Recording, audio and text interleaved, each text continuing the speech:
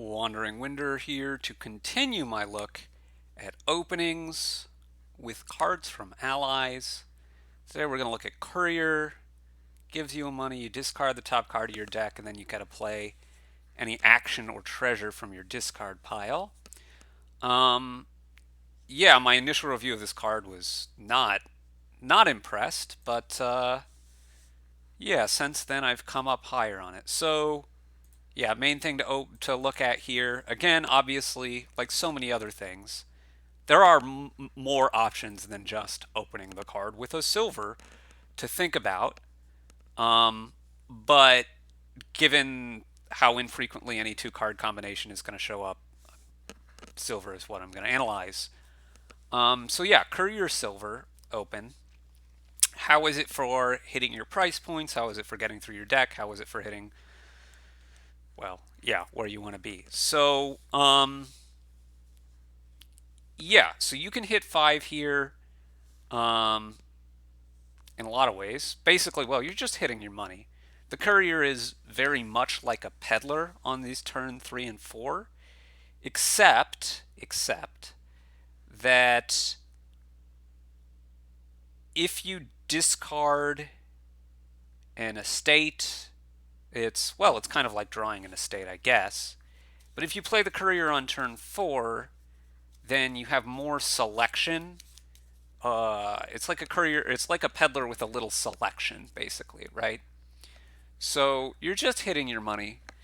You're just doing that, and you are, even though you're not drawing a card, discarding a card from the top of your deck has a similar effect. At least this early on.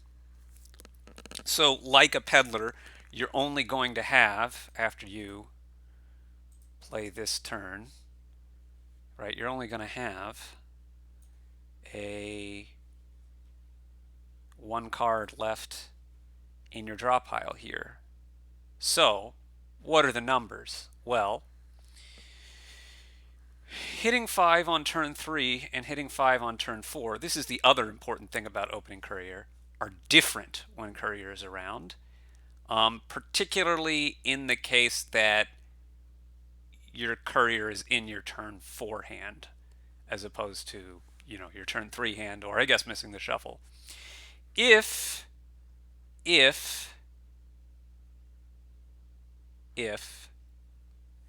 um,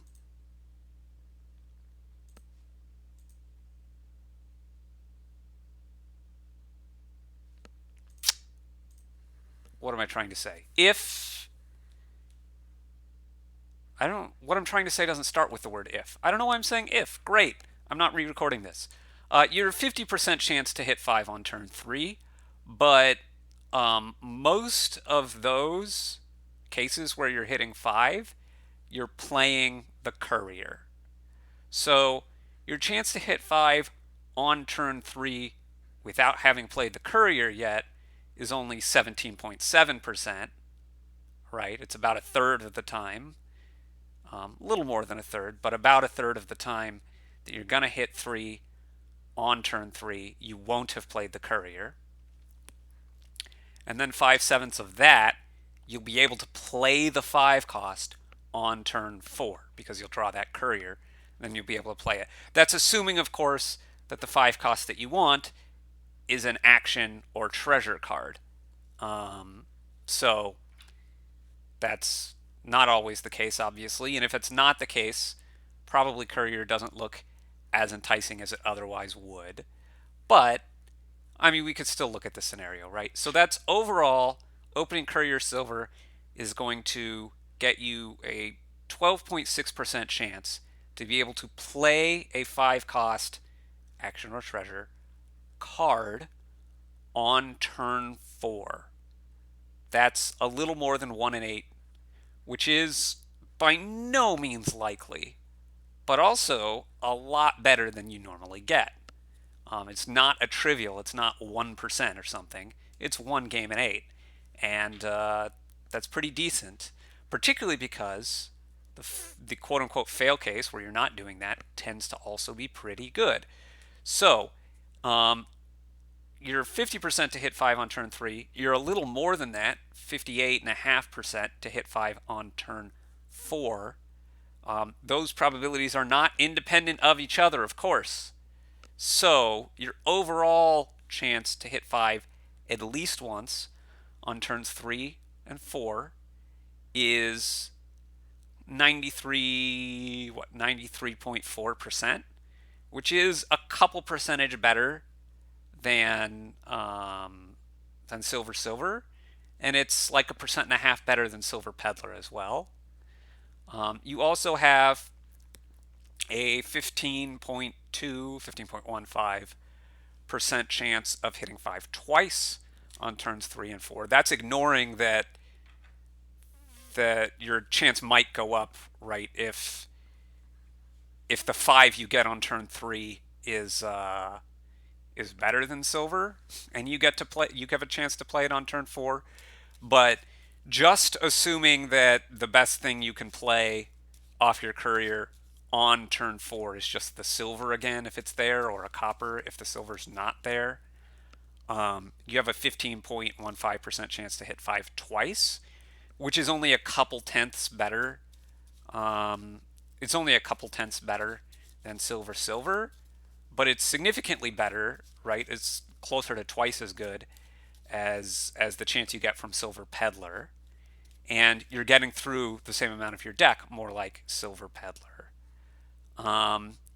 So that's quite decent, especially considering that the chance goes up if you're that 5, and it's not going to go up a lot, but it's going to go up a bit if the 5 you're getting helps you hit a price point better than a silver would.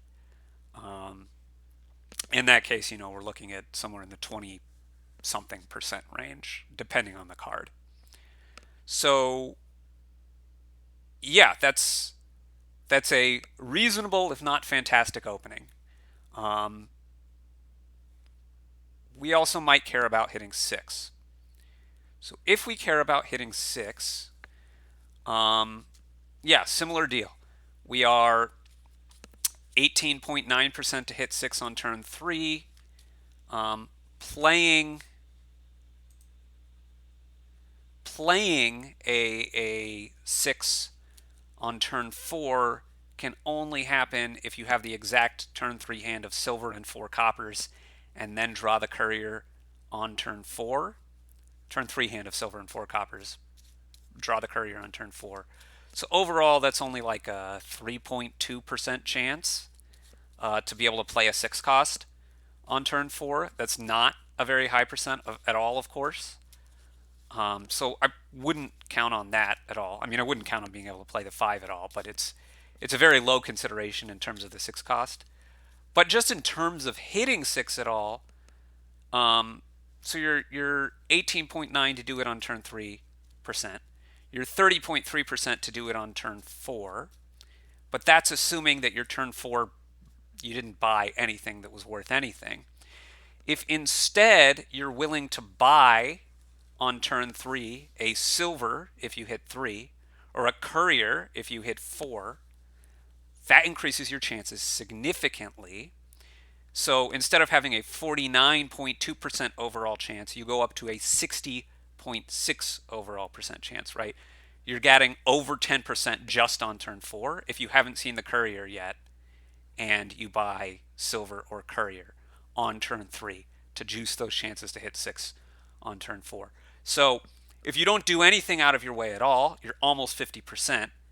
And if you do go out of your way, well, really probably not that much if silver Courier was a reasonable opening to start, then you're over 60% chance to hit hit 6 on turn 3 or 4. So that's pretty good chances of hitting 6. If you're just worried about 5s, it's reasonable but not stellar. The main downside, of course, of Courier is that it can be awkward or terminal later.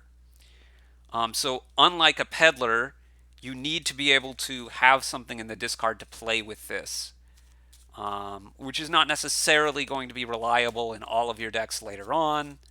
So you do have to watch out for that a little bit. The upside, of course, is that you get some selection. So there's pros and cons. Um, and particularly, it can sometimes be terminal. So if you're getting other terminals, that's something to watch out for. It doesn't, it impacts your terminal balance worse than a peddler would. So that's probably the biggest of the downsides, right? Is that terminal balance issue. But yeah, in terms of opening, um, this goes well not only with silver and purely economic non-terminal cards. It can also, I think, go well with terminal thinners, right?